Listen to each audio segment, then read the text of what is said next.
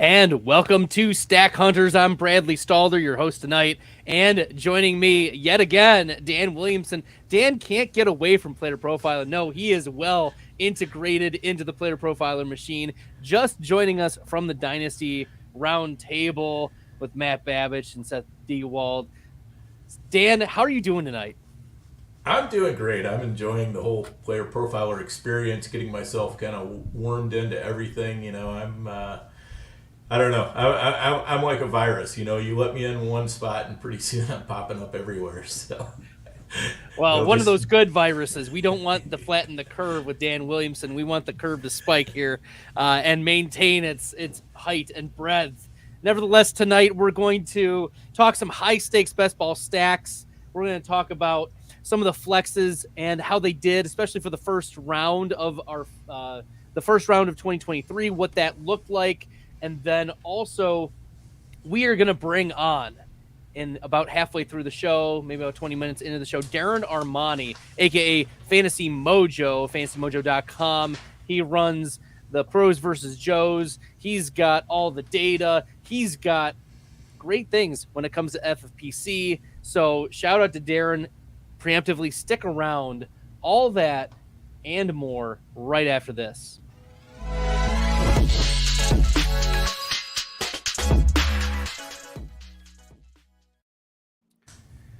So, Dan, last year, there was a pretty set consensus on Justin Jefferson being drafted at the 101.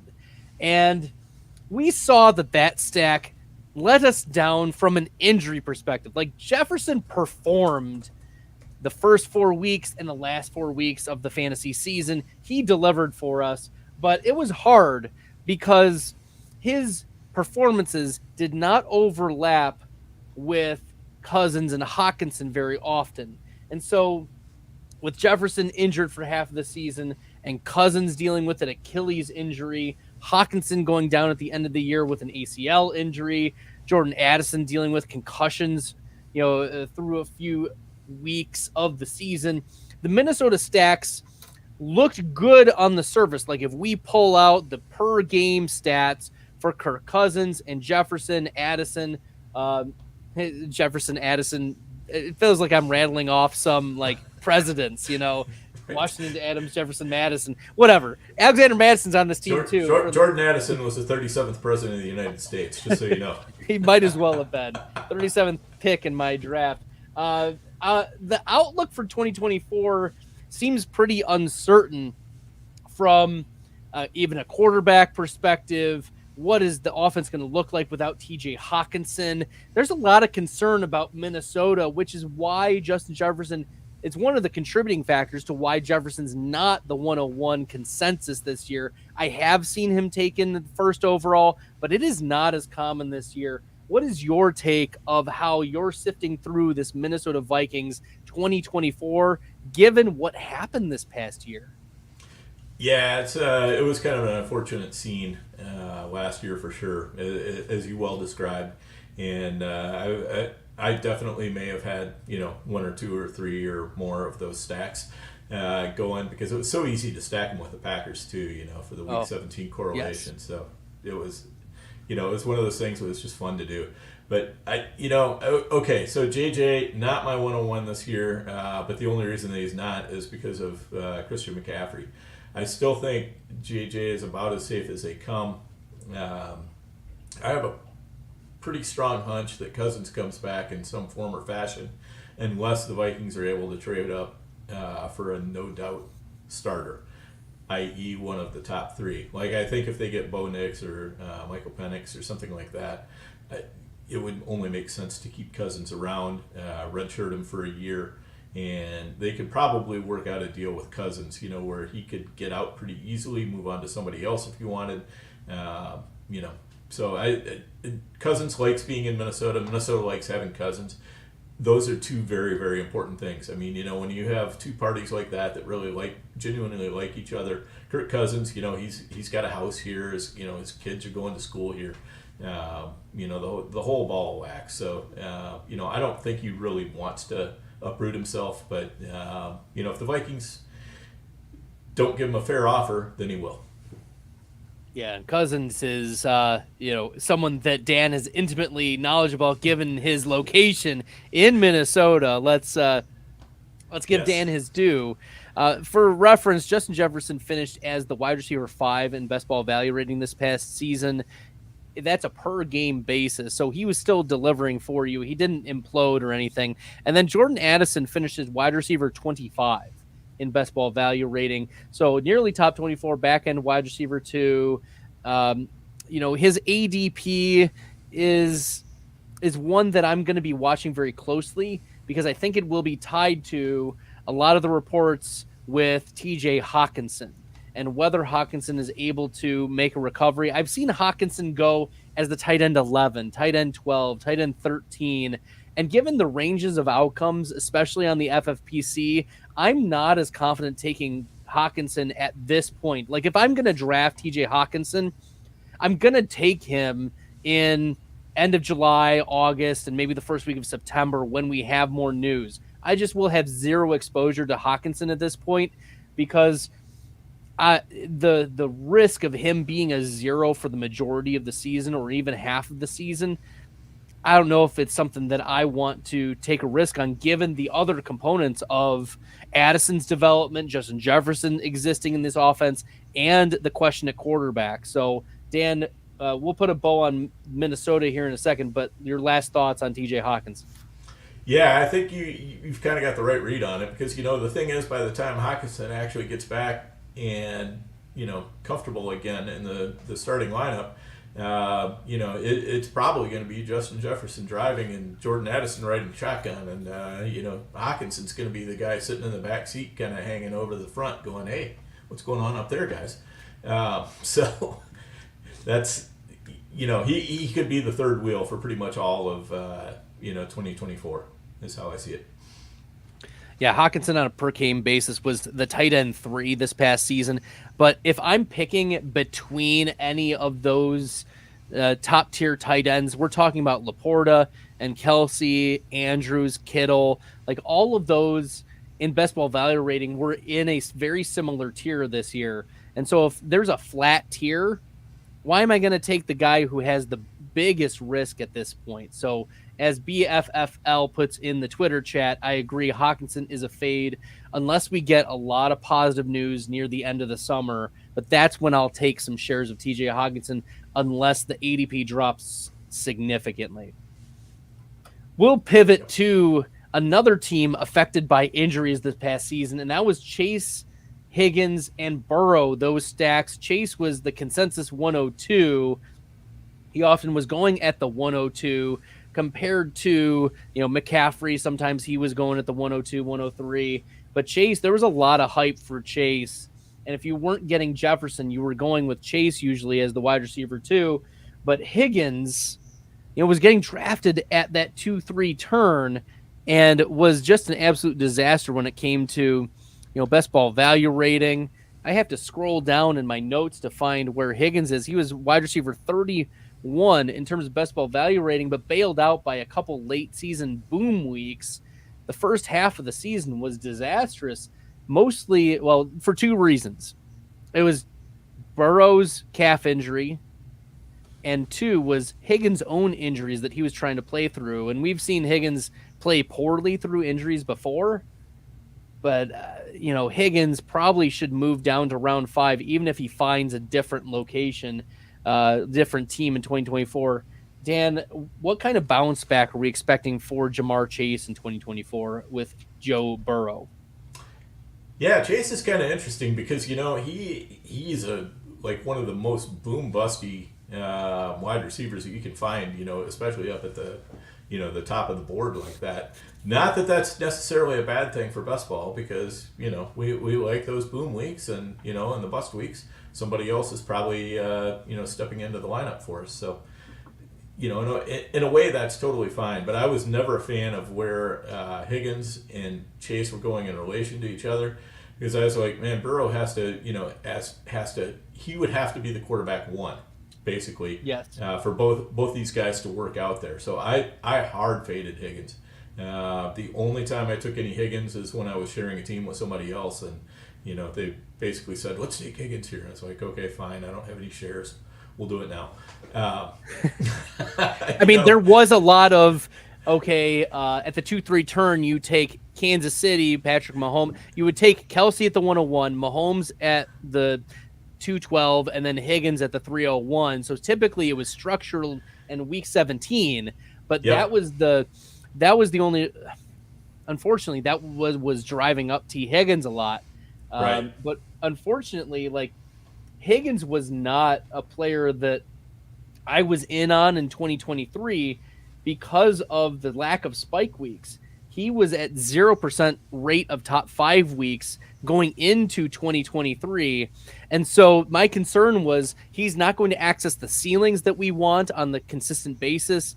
And I mean, I was not drafting a ton of him in like August, September, etc. So my concerns were he's not going to deliver for you. And given the opportunity cost for T Higgins, that wasn't going to work. So I didn't have a high percentage of T Higgins at that 2-3 turn.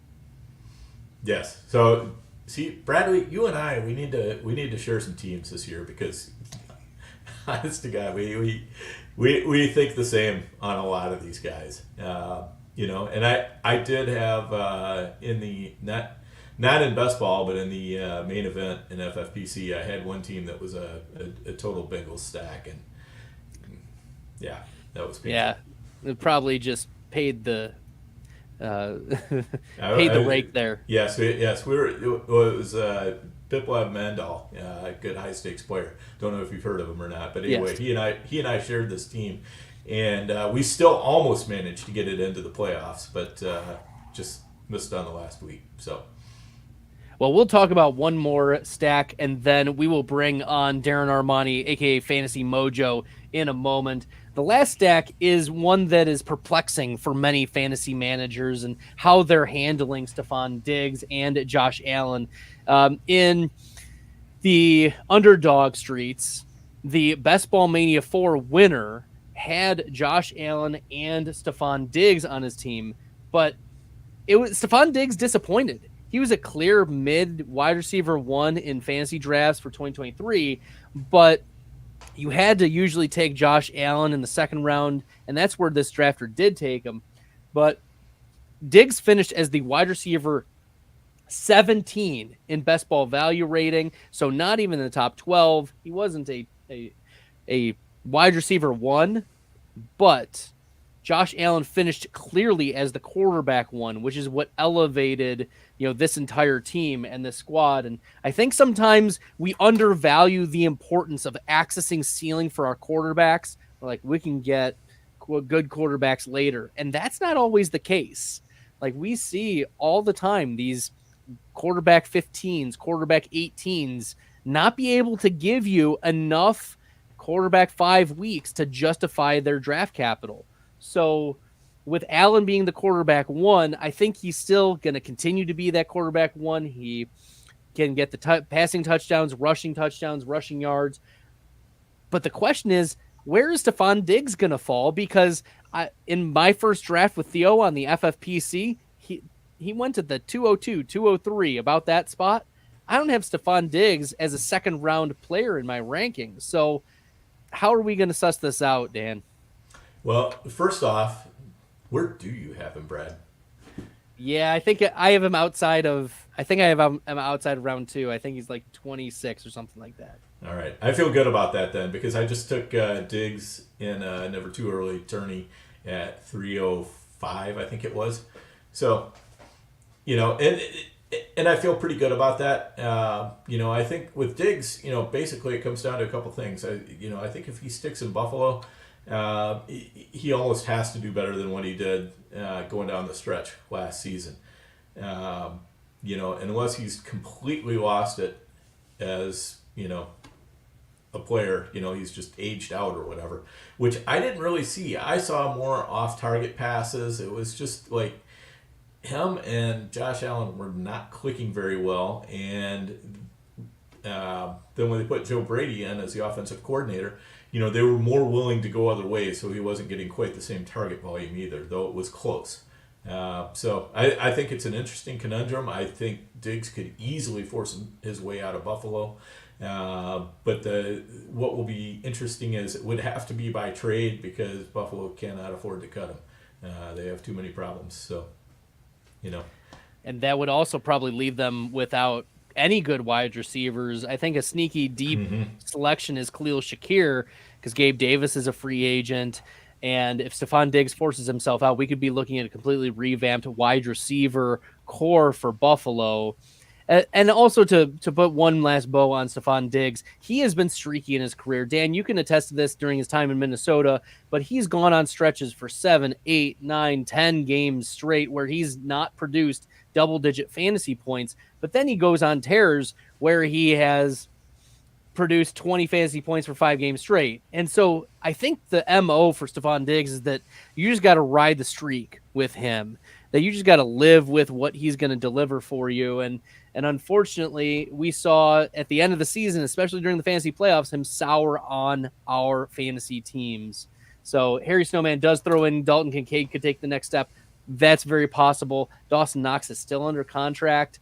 So we will see how the Buffalo Bills approach this offense during the offseason. But there's a lot to monitor, Dan. And Stephon Diggs, as you mentioned, could be sticking around or he could work his way out.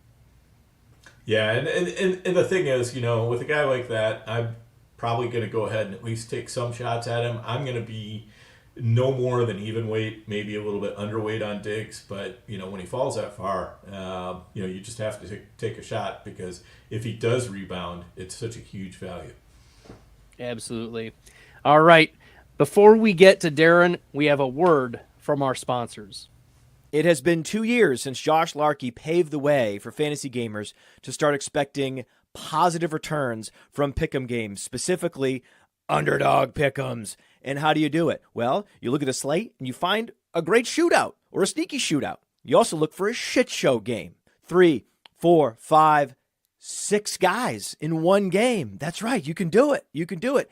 And you can 100x your payout on underdog. Think about week 1. Jets-Bills was a shit show. Did we see the Aaron Rodgers injury coming? No, but we knew the Jets have a good defense. We knew the Bills have a good defense. Why not expect the worst? And the worst is what we got.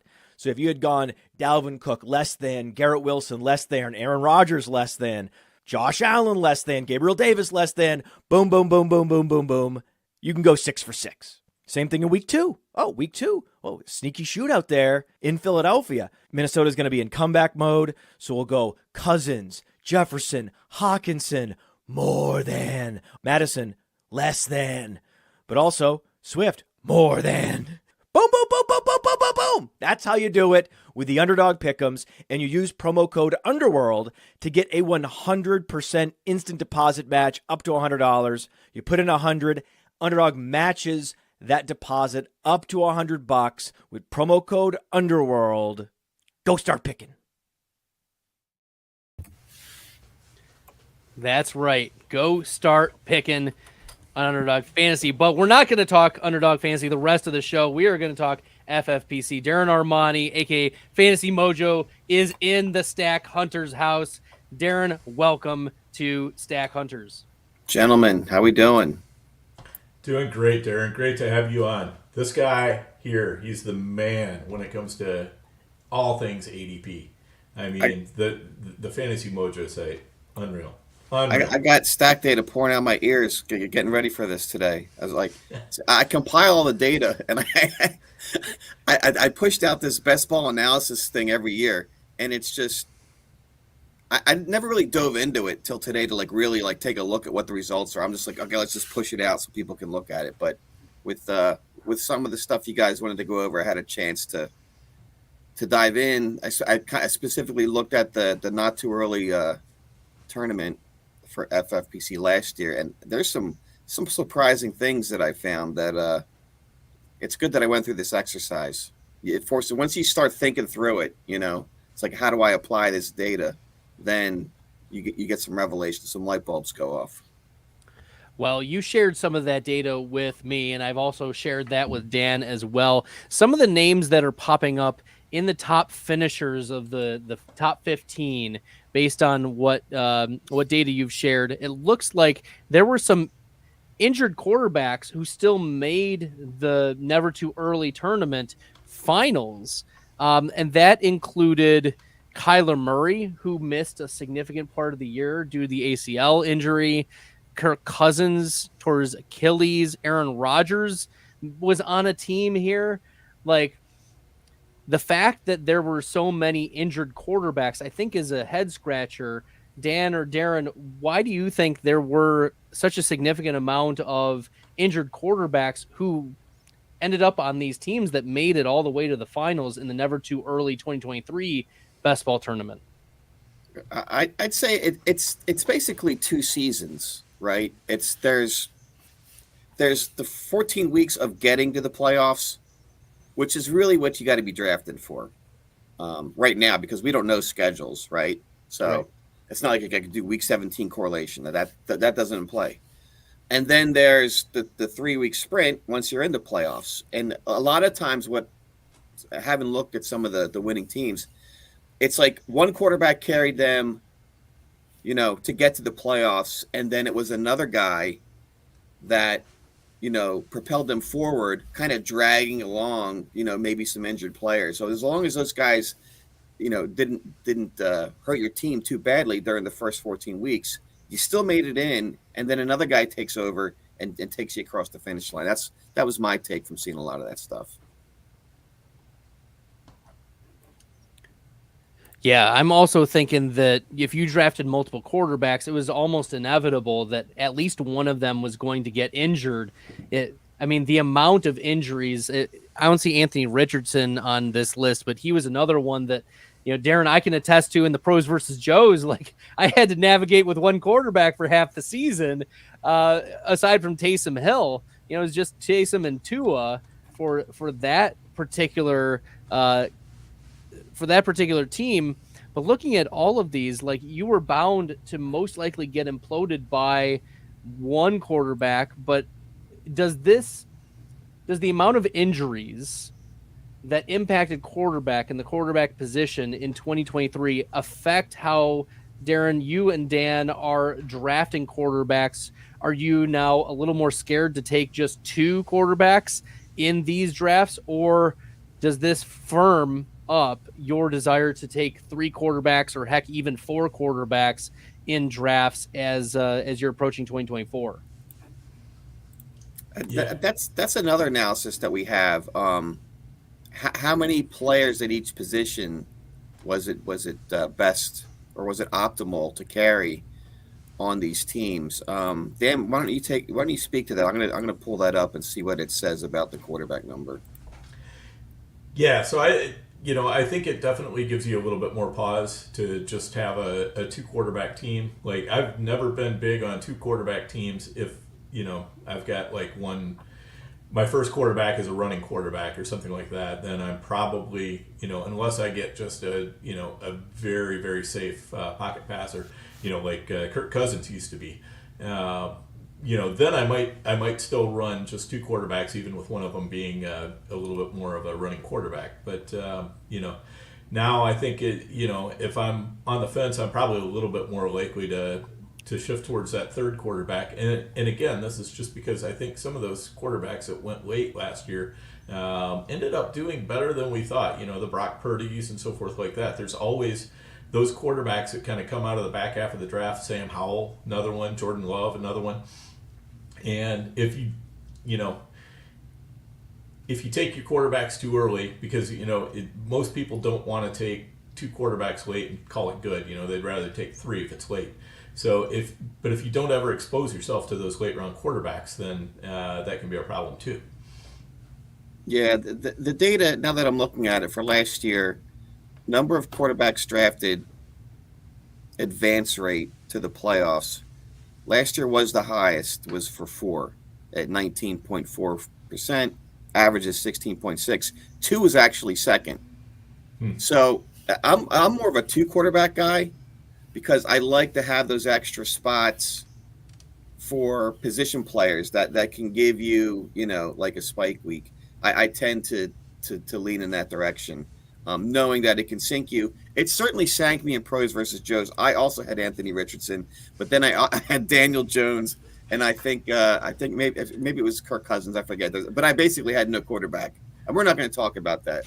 I might have to relegate myself out of pros versus Joes this year because of that performance. But it's I have to tell this story. It is in a standalone best ball. It was one of the 28 rounders, 251. I was ahead by like 200 points on the field. The other 11 teams. When I lost my third quarterback and had none left for the rest of the season. Did you pull it out or no? I came in second. So I was thrilled by that. Because I was like, man, with no quarterback at all. I had Aaron Rodgers, Anthony Richardson, and Kirk Cousins. I was like, there is no way that these guys are not going to catch up to me. And it turned out only one person could. So, yeah, that's tough. But but to your point about the late quarterbacks. So here's some interesting stuff that I dug up, and why I think. Well, there's another question later, but the stacks that advanced at the highest rate in last year's Never Too Early best ball tournament were the guys drafted, and I specifically called out Dak, who was in the 7th round, Brock Purdy, Sam Howell, and Jared Goff. The stacks tied to those quarterbacks were advancing 30 to 40%. The top 4 quarterbacks drafted, Mahomes, Allen, Hurts, and Burrow, were really underperformed. The only one that had like a good stack within those 4 quarterbacks was the Hurts Devonta, advanced 25%. The other guys, all the players tied to them were basically subpar performances. And this is even more amazing. Mahomes Kelsey was the most popular stack drafted in last year's tournament. Okay, he was drafted 40% of leagues. Only 5 of them made it to the playoffs, which is 10%. That's bad right there. And none of them made it to the final championship week. And neither did a Tua stack make it to the final week either. And that was like, those are the premier offenses that you're gunning for. And neither of them made it to to get to the finish line. Weren't even involved in that final week. So you really don't know. So it kind of, when I look back on it, I'm like, well, you are taking a risk, but it seems like the draft capital that you're investing, it's even a dicier proposition. Like there's more downside than upside, right? So that's something you have to just be aware of when you're, and this, we're going to talk about what's going on this year, but I see similar things happening. Yeah, it looks like, looking at making the playoffs, Herbert, actually, the Herbert Keenan Allen stack made the playoffs the most based on the data that you shared, which is interesting that Herbert, didn't do anything near the end, but it speaks to how strongly Keenan Allen was playing, especially near the end of the season, aside from those injuries where it cost him a couple games. But Keenan Allen was one of the highest rated wide receivers in terms of best ball value rating. In fact, he finished 3rd, only behind Tyreek Hill and CeeDee Lamb. So he's still putting up elite numbers. And probably if it's that Herbert stack, you probably took one of those later quarterbacks. It's easy for you to see that like a Herbert plus Purdy, could get you there. A Herbert plus Howell could have gotten you there. And so, yeah, you needed another one to kind of take you across the finish line. Otherwise, that we saw the Herbert Allen stack was the most the highest stack making it into the playoffs. 16 teams had that, and none of them made it to the final week. It just like they must not have had anybody else, to carry them across the finish line there. Whereas it was interesting that, sorry, Dan, the Dak Prescott, CeeDee Lamb, and Jared Goff, Amon-Ra St. Brown, who were popular Week 17 selections, when we knew that, were also ones that got us to the finish line. So probably just a coincidence there, but also, it was interesting that the 2 wide receivers that you were getting at that 1-2 turn you could also pair pretty easily later on. And so it's probably driven by the ADP and not necessarily week 17. Right. Yep. Yep. Crazy stuff. We think we know so much and it feels so good. And then reality slaps you in the face come playoff time. And, it's like the Mahomes Kelsey thing is just like people kept doing it over and over and over again. I'm more of a portfolio guy. I like to have a little bit of everything. I don't want to like go all in too much on the sure thing. Like just mix it up. And a lot of times it's better to just. I think I posted a week ago. The Mahomes Kelsey stack advanced 10% to the playoffs. But if you had not gone for the stack and just taken Kelsey, if you just had Kelsey naked, that got you 18%. So the stack isn't always like the best thing to do. It can supercharge you week 17, but just in the grand scheme of things, it may not be the best thing in some cases. So a naked Kelsey is what got people to the finish line. That worked for him in many ways in life. The naked Kelsey, he's got a resurgence. It would have been nice if he could have had that during the money weeks of the main event. I had the highest seeded Kelsey Mahomes team in the main event, and he decided to wait to the playoffs to like come back to life. So these things happen. What can you do? Y'all were a little swift to go to the naked Kelsey there. I was wondering how Dad would sneak that in. Well done. Yeah, you know the dad pun was coming in there somewhere. Phenomenal. Yeah. So if we look, you mentioned Sam Howell, but Howell was a player that, if you look at the top 7 quarterbacks to advance, 2 of them were Sam Howell stacks. Howell with Jahan Dotson and Howell with Terry McLaurin. Now, Dotson did not deliver this year in fantasy. He finished just terribly. I have to scroll down like so far for Jahan Dotson in terms of best ball value rating. Yeah, he finished wide receiver 58. So for Howell to bring along a player like of that low caliber, frankly, it was not costing you a lot. And I think that's maybe a strategy that best ball players should be targeting, is these middle rounds to late round like stacks of players that are super cheap, and you just on the cheap, round 12, round 13 or later, who they are. Like, I know it sounds bad, but this year it sounds like Bryce Young and, I don't know if DJ Chark is going to stick around, but maybe Bryce Young and Jonathan Mingo, or Bryce Young and someone else, or Baker Mayfield and, a Trey Palmer seems like late round wide receiver quarterback stacks. And a lot of things have to fall the right way. But that's, I think, one of the things that we need to keep in mind is if these quarterbacks early are failing or not delivering on suboptimal if they're delivering suboptimal results, then perhaps we need to, we can intermingle with some of these mid to later round quarterbacks like the Burrows and the Herberts and things like that. But also, like, can we target a Caleb Williams, assuming that he goes to either Washington or Chicago, and try to do an early stack with, whether it's Caleb Williams and Darnell Mooney, or whether it's Caleb Williams and Jahan Dotson again, or Terry McLaurin. Like, those are the types of things that I think are being undervalued at this point in draft season. It's kind of hard to project that. There's some CJ Stroud stacks that are in here, but it's not because people knew like to draft a stack. They just the planets aligned. CJ Stroud and Nico Collins and Dalton Schultz. And getting back to what we were saying about seeing who was it? These other players, these lesser. It was for Washington. It was Jahan Dotson.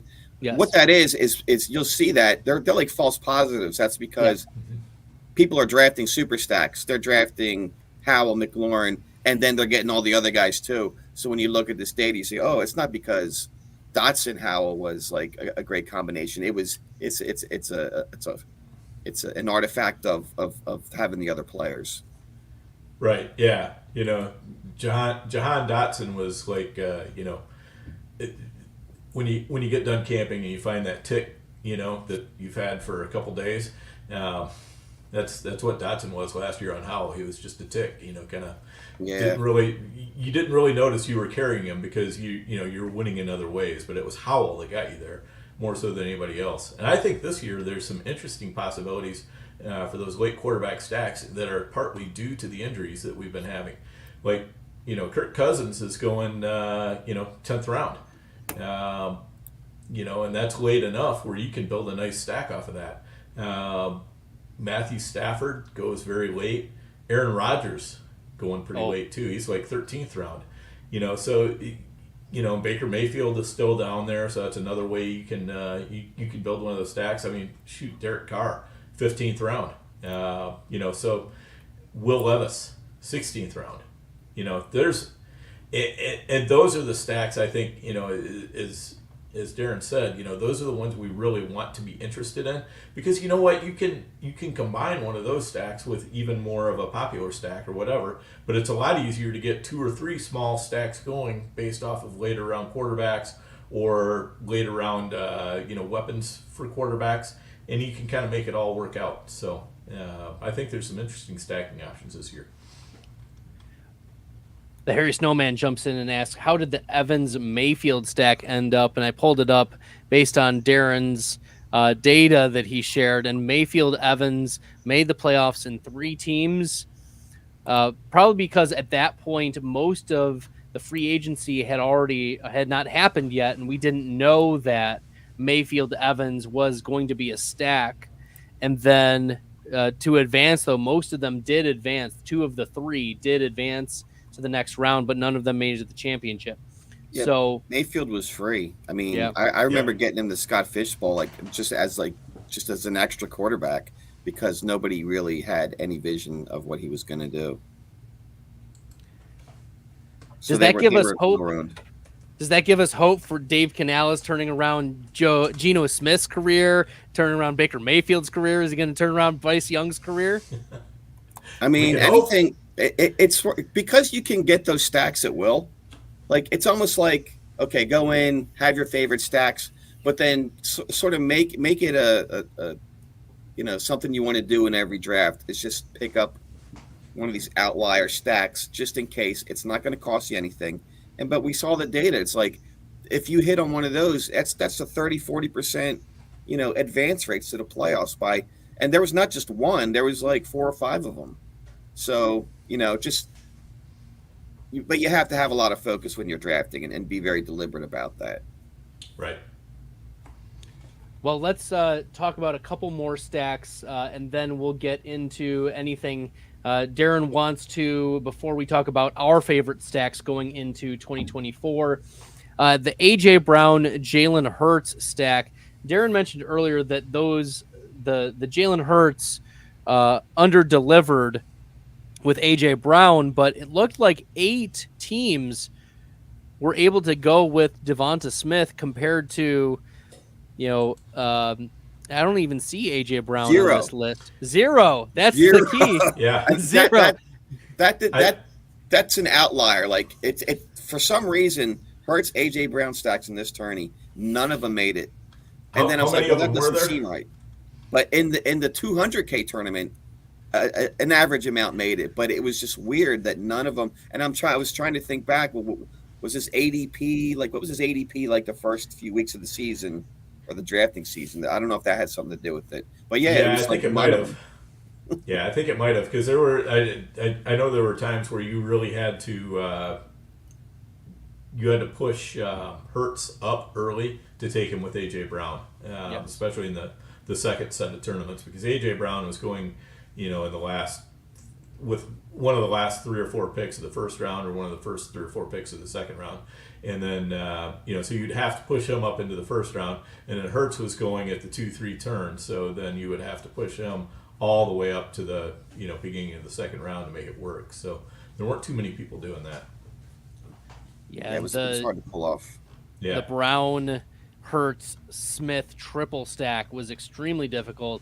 Billy Muzio, director of operations here at Player Profiler, he and I went on a draft and tried to get it intentionally, and we got sniped on the third part of Devonta Smith. People saw we went AJ Brown like middle of round 1, and then Hertz middle of round 2, and they were not letting us get that Eagle stack, triple stack in round 3 for Devonta Smith, and yet it was Devonta Smith who was the stack that you wanted here in 2023 relative to the other pieces. In fact, as funny as it sounds, Albert Akuagbunam had a higher playoff rate than Dallas got than AJ Brown.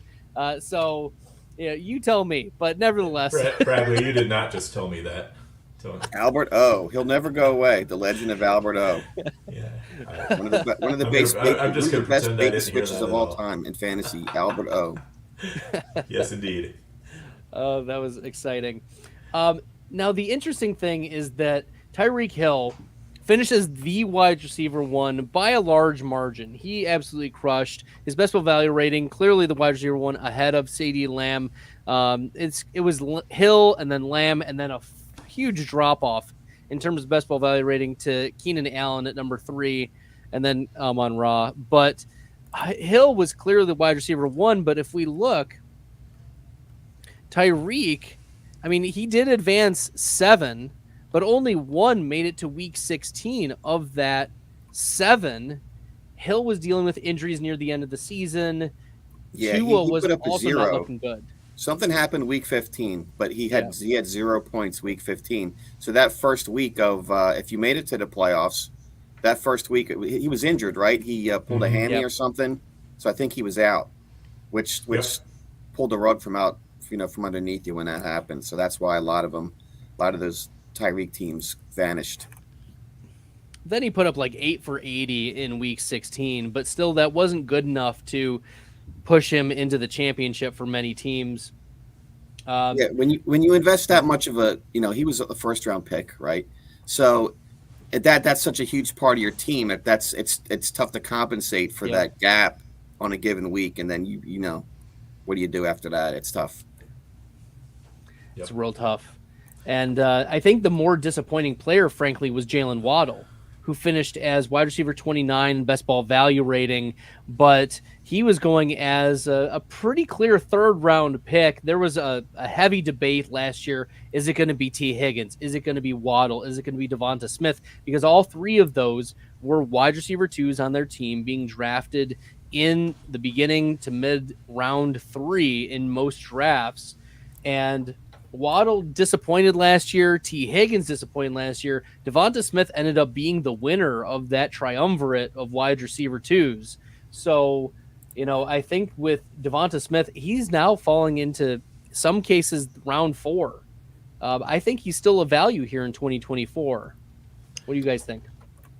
Yeah, at that price, I think he's definitely a value. The problem is that last year we were pushing all these wide receiver 2s up into the second and early third round, and it's like, okay, we've got Tyreek Hill and Jalen Waddle, and you can stack them, but unless Tua just went completely nuclear, it was probably going to be either one or the other going off on any given week. So and that's a hard way to play when your first and second round picks are ping ponging good weeks back and forth, but rarely have a good week together. Yeah, Devonta's ADP right now and the tourney is 4-1. So that's a little bit lower than last year. He was like a third rounder. And I'll give you a little piece of info here. Like, I'm not big on exposing or putting in my player takes, but very quietly last year, I was fading Tua. I had almost no Tua because I was so concerned of the concussion reoccurrence. I mean, because that guy had serious concussions. I mean, he was, convulsing on the field. I was like, one hit and this guy was done. So what I did was I loaded up on Mike White in all the drafts, and that ended up being a big goose egg for me. But 18th, 19th round, it didn't help me. But yeah, so I didn't really have too much Tua benefit. I like how you're thinking there. I did take some Tyreek, but I almost never paired him with Tua. Typically, when I would do that, I was going with another fairly elite quarterback and trying to stack the points that way. Yeah, Tua finished this year as quarterback 21 in terms of best ball value rating, behind the likes of Josh Dobbs, among others. Yes. So I'm just throwing out some deep cuts here, guys. This is, when you dig into the data, it's not pretty for what Tua was able to put up. And you mentioned the concussions as a reason to fade him. I think another reason that is related to that is the scheme, because Mike McDaniel is not going to put him in a position to get hit like that, Right. And so he's not going to run. And so he's virtually a zero in the rushing game. And so he's going to have to make fantasy points happen in terms of passing the ball.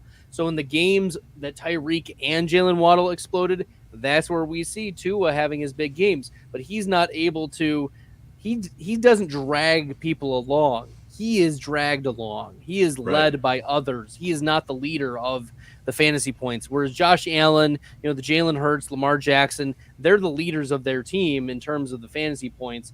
So – I think that's another reason why we should continue to be fading Tua here in 2024 unless we get massive discounts.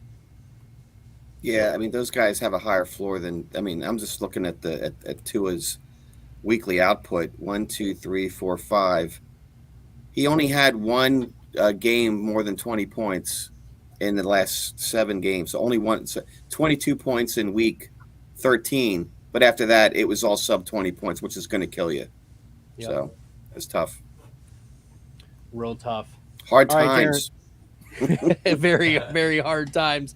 Look, Darren, there were times where Taysom Hill was outscoring Tua Tagovailoa, and that was disastrous for my FFPC Pros vs. Joe's team. So part of me was complaining about, they moved Taysom from tight end to quarterback, but there were weeks where I needed Taysom in the quarterback spot. So whatever. Yeah, points going in the wrong bucket, unfortunately. Yeah. So nevertheless, that was a tough one. Because you didn't draft him as a quarterback. You didn't want that extra quarterback, but sometimes you get what you don't ask for. It's okay. I'll take a gift. It's a new year. It is. Darren, are there any other stats you want to share with us before we move on to our favorite stacks of 2024?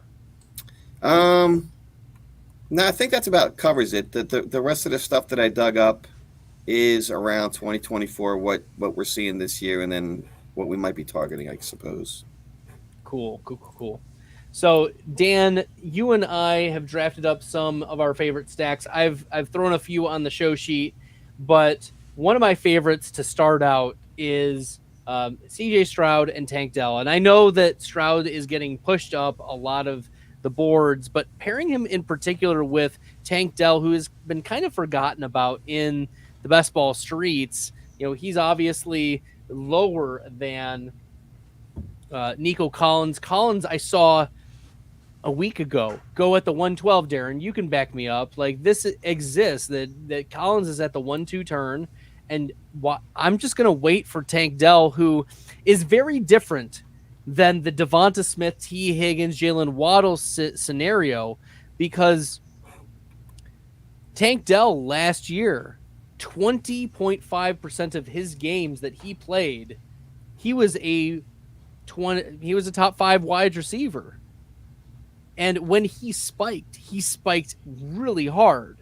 And so give me that guy who is compared to the Higgins and the Waddles and the Devonta Smiths, who were not able to access that type of ceiling. That's why I think he's different as the quote-unquote wide receiver 2 on the Texans compared to the others that we were talking about in round 3 last year. Darren, Dan, what are your thoughts on the Stroud Tank Dell stack? Yeah, I think go ahead, Darren. Nico, that's way too rich, and it's almost like a committee. Like every week, it was a Noah Brown, it was a Tank Dell, maybe Dalton Schultz. They have so many weapons to put anybody in the first round like that. I think is maybe little over optimistic, something like that. Yeah, I totally agree. I think if you're going to do a Stroud stack with one of his receivers, then Tank Dell is probably the best one to do it with. If we had some clarity on Dalton Schultz, that might be another way to go, just to kind of cheap it out a little bit more or add a third leg to it. I certainly don't have any problem, having 3 or even sometimes 4 players from the same team on a stack because it can work out really well. This was not in Bestball, but in a managed league over in the NFFC, I had a super stack of 49ers. And, basically they were playing for me every week. And, it just didn't matter because their offense was that good. So you could do that with Detroit as well. Their offense was that good. But, the key is to find those offenses that are that good and that you can stack up.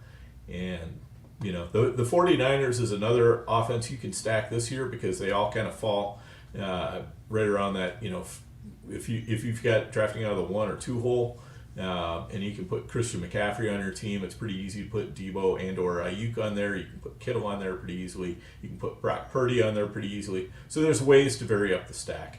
And they're all accessible from, if like you have one of the early slots in your draft.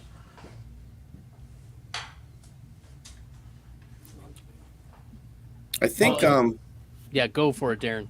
I think it's only I'm only like 3-4 drafts in, but based upon what I sort of dug up today, I think it's going to be almost value drafting the stacks. So I'm probably not going to chase, Diggs Allen. I was in a draft today and somebody took Diggs Allen at the 2-3 turn. I was like, I'm not doing that. I'm gonna draft. I'm gonna target the players in the first 5 rounds, and then what I think I would like to do is based upon who I've drafted so far, then target the quarterback, knowing that the rate of return on what you can get on a stack is going to be higher with the later quarterback. Instead of forcing it, like the Mahomes Kelsey thing should tell you all you need to know about forcing stacks that just are way too expensive. Like there's so much downside. You don't want to not totally ignore. Like once in a while, you're going to be like, okay, I want to get one of these stacks, and I think that maybe that's going to depend upon what the ownerships are of those stacks. As we get closer to the end of the tournament draft season, then maybe we start forcing things just so we have some exposure to maybe some stacks that aren't highly owned, which is what happened last year with AJ Brown and Jalen Hurts. Yeah, that totally makes sense. There's we'll flip to the second stack that I'm big in on, Dan. I was able to get in one of the early FFPC best ball drafts. I was able to get AJ Brown round 1, and I did push up Jalen Hurts to round 2, but Devonta Smith in round 3, but then Dallas Goedert in round 7. So the quadruple stack of Philly. Darren's like, I don't know, maybe not. But how often is that going to exist that I'm going to have all of those options? Billy and I struggled to get that, and I wonder if it's just things have not tightened up with regard to stacking, going. And that's why kind of we want to do these drafts right now where we have access to doing creative builds like this where maybe we can get 3 or 4 Eagles on the same team. And I was able to get, Kenneth Gainwell a lot later, or, this was one where I focused mostly on Jacksonville, Buffalo, and Philly. And you being a little creative in these early drafts where the ADP is not as tight and people are not as on top of other people trying to stack. So I'm still in favor of give me some Philly. I mean, Kellen Moore is now the offensive coordinator there, and I think that the defense is still going to have some growing pains as we get into year 2 of a lot of these rookies and Georgia players syncing back together at the NFL level. So in a difficult schedule that we knew was coming in 2023, yes, they let you down, but I think there's a reason for bounce back here in 2024. I'm pretty excited about the Eagles getting Kellen Moore, so that's good news for them. But to your story about forcing that stack, you may not be as unique as you think, because I actually looked up how many stacks using the Stack Explorer that I have. There are right now 7 teams that have AJ Brown, Devonta, and Jalen Hurts, and they may have acquired it a little more organically because Hurts is generally a third rounder, and then you can get Devonta coming back the other way, and I think people just kind of took that as as it came to them. A little spoiler alert about the top stacks being drafted so far this year in the 2024 FFPC Never Too Early tournament. Devonta Smith, Jalen Hurts is the number 1 combo stack drafted in 16 out of the 27 drafts. So 60% of the leagues have a Devonta Jalen stack already, just because it just falls into your lap so many times, right? I don't think anybody's forcing that. And then the second one is Tua Waddle at 37%, and then Stafford Cup, is the third one. So those are the top 3 stacks. But this Hurts Devonta stack is just, I guess everybody's just taking it, in every draft. It's crazy. Well, with how late Goddard is going at tight end 13, that's got to be a value, and I imagine that stack rate is going to climb. With if you miss out on Smith or you miss out on Brown, it's going to be an easy click to just move up Goddard from tight end 13 to tight end 10 to tight end 8 even. Like, that's not going to – they're all in that similar tier, and I'm surprised that Goddard has sometimes fallen that far. Yeah, it's and Goddard's up there too. Goddard Hurts is, I think, number 8. But it just goes to show you the people drafting now are so stat conscious. It's just they're all just accumulating stacks when they draft.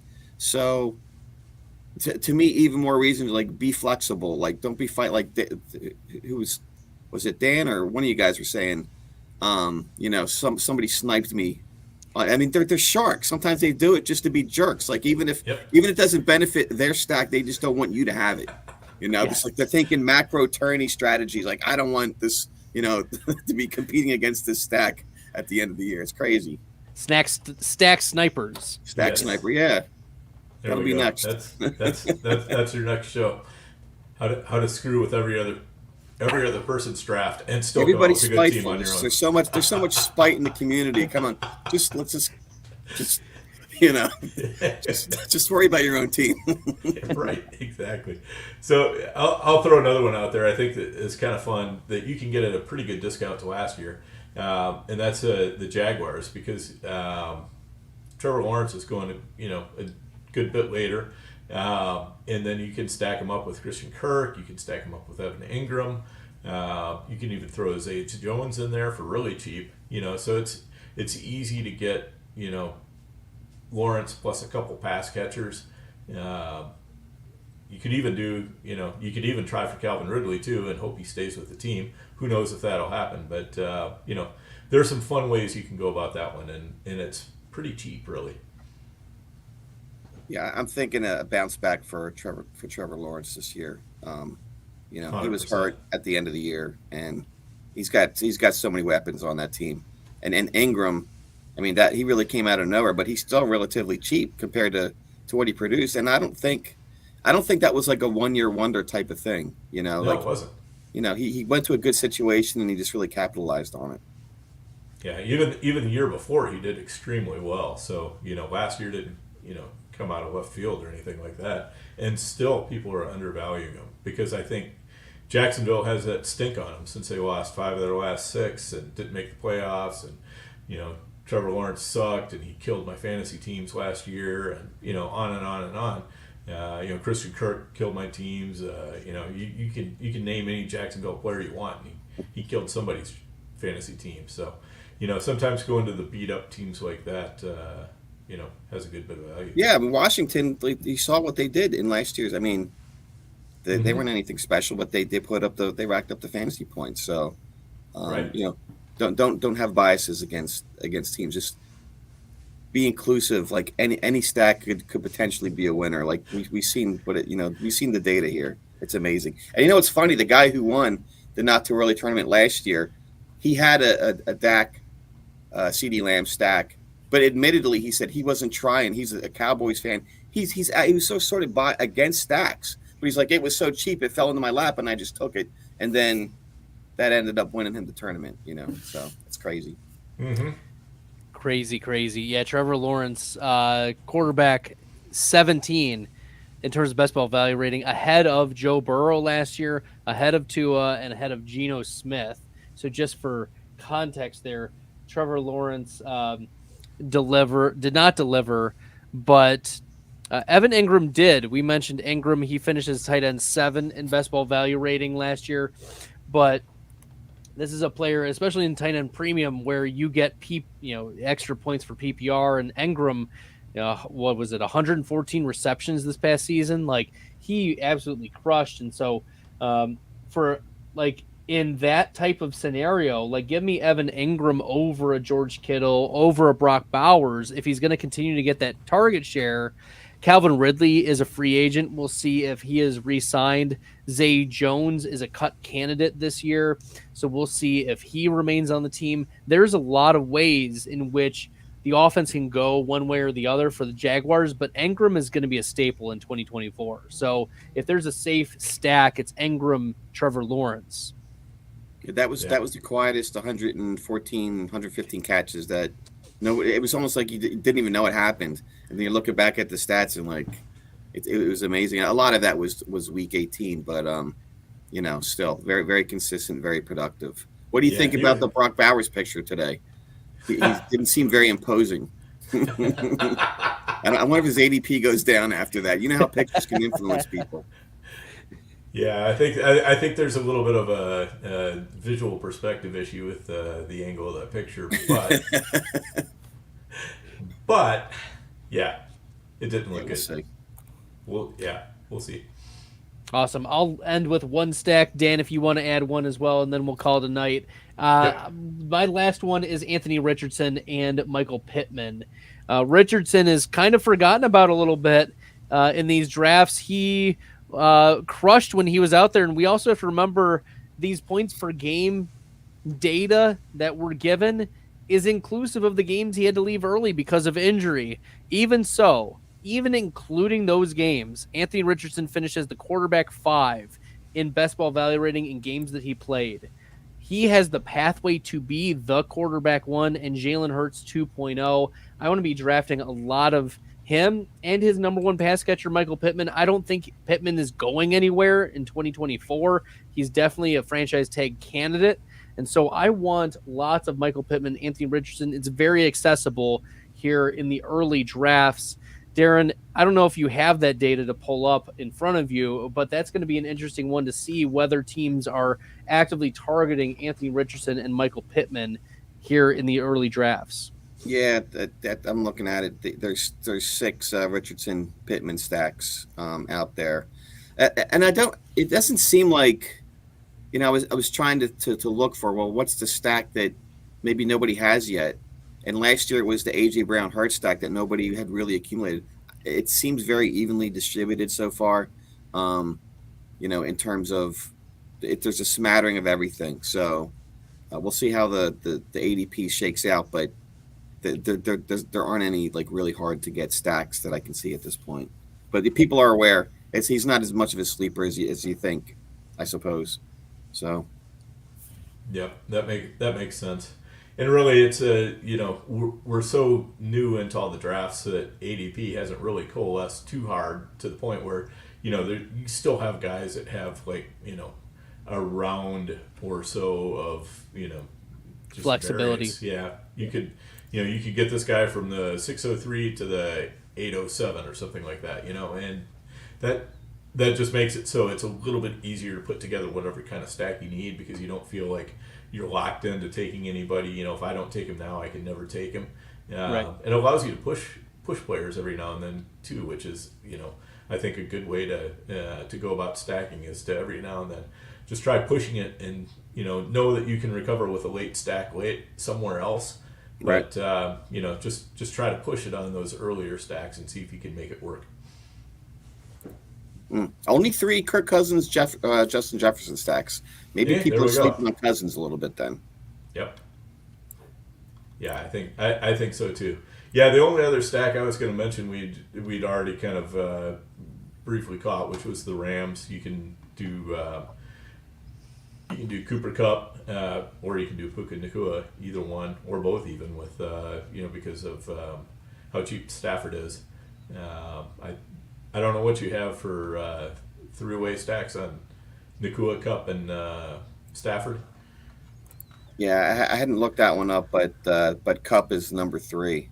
Yep. So I imagine there's quite a few of those who have Puka in there. But Puka being a first rounder, I would imagine that would drive people to do that. You could do that every time. If you draft Puka, then you can take Cup at will, Cup Stafford at will, most likely. See, then maybe your pivot then is to not take Puka, but do the rest of the stack and grab Demarcus Robinson or Tyler Higbee or something like that. Not that I'm really big on Higbee this year because of the way. Yeah, I think he's done. Yeah, we'll see. maybe a Allen, Davis Allen late. Yeah. Yep. Maybe they signed Tyree Jackson, your boy. Oh, let's go. Oh yeah. Let's go, Talent. Tyree Jackson. Although Darren Waller is a cut candidate for the Giants, and Tyree Jackson would look great as the tight end 1 in New York. Let me tell you, Wait, just give him a shot. That's all he needs. that's all he Yeah. needs. I mean, the one game that he subbed in for Dallas Goedert, he caught a touchdown and was very fantasy relevant. So, There you go. and then he proceeded to break his back or tear his ACL or something, whatever the injury that has plagued him his whole career. All right, we know it's the end when we're diving into Tyree Jackson, but y'all have been super guests, Darren, and co-hosting with Dan Williamson. Make sure you guys are following Darren on Twitter at Fantasy Mojo. Make sure you're also checking out his site, fantasymojo.com. If you are very into high stakes and you are not using Darren's site, it's just suboptimal play. So make sure you guys are subscribed there. Check out all the work that Darren is doing, fantasymojo.com. Dan at Overhyped Sleeper with no E at the end. Make sure you guys are following him on Twitter. We're crushing it. If you guys like the content, found this helpful, smash the subscribe button here at Player Profile. We're bringing out great content every day. Tomorrow, I'm hosting Player Profiler today on the Player Profiler Network. My first time solo hosting it as the lead of the news desk here at Player Profiler. So lots of awesome things happening here on Player Profile Network. Darren, any last words before we sign off? When is Marvin Harrison Jr. going to get drafted 101? It's coming, right? I mean, this guy is going. It's getting out of control, but we might see it. Dan, you're the king of flag planting guys at 101. You gotta do that. I'm not going to flag plan on Marvin Harrison. That's Theo Jr. Greminger's job. Yes, just for the that's- record. That's on his to-do list. Take it all the Yeah. way. So yeah, for the record, I tend to flag a second-year receiver. So he just doesn't quite fit in there. I still do have to do a Puka 101 just to say I did it. So Yeah, there you go. that's Man. the plan. I was All able right, to get Marvin Harrison Jr. at the 402. Okay, let's not That was cheap. That was so long ago. That was like 3 days ago. It was like 3 days Right. ago. He just went 211 in the draft that I was doing, an hour ago. It's like, what is going on? Slow down, people. All right. Well, on behalf of Darren and Dan, I'm Bradley. Until next time, good luck in the best ball streets, everybody. All right, see you guys. Hey, I want to take a moment to thank you for tuning in. It's important to me that all of our media be free. This is only possible because of you allowing a true independent sports media enterprise to thrive unlike any other in the business. So please subscribe to the All In Package to continue to make all of this possible, to ensure that all of our stats, information, data, content is available to you, especially you, the people that get the site and get the show.